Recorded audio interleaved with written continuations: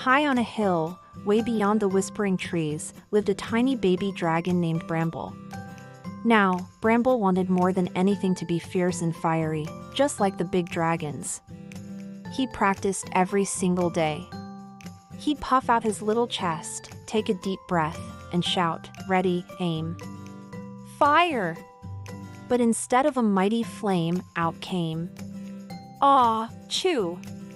A huge burst of shimmering, colorful sparkles flew right out of his nose. Bramble sighed, his little shoulders slumping. "Dragons don't sneeze sparkles," he whispered to himself sadly. He was determined, though. He tried again. He took an even deeper breath, scrunched up his face, and yelled, "Fire!" But, chew! More glitter, this time pink, gold, and sparkly blue, floated gently down to the ground. The older, bigger dragons would often chuckle, but always kindly. "Don't you worry, little one," they'd say. "Maybe you'll breathe fire one day." But as time went on, Bramble wasn't so sure. He felt like he'd never be a proper dragon. Then, one evening, everything changed. Dark, gloomy clouds rolled over the nearby village. A cold, biting wind blew through the streets, and all at once, the lights in the village flickered and went out. The villagers were scared. They huddled together, feeling lost in the sudden, deep darkness.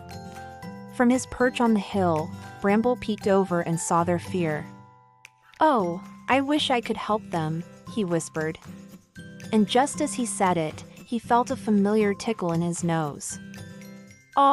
Chew! It was his biggest sneeze yet. A magnificent shower of sparkles rained down all over the dark village. And something magical happened.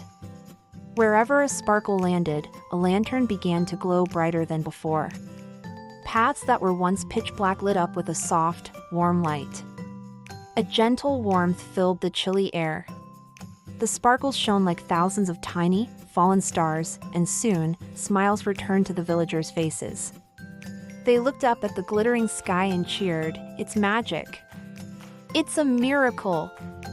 Bramble's heart fluttered with a feeling he'd never felt before, pride. The biggest dragon of all walked over and smiled proudly at him. "You know, Bramble," he said in his deep, rumbling voice, "it looks like you don't breathe fire after all." He paused, looking at the sparkling village below. "You breathe hope." Bramble felt so happy, he let out one more tiny sneeze, "Chew!" And the whole night shimmered with joy.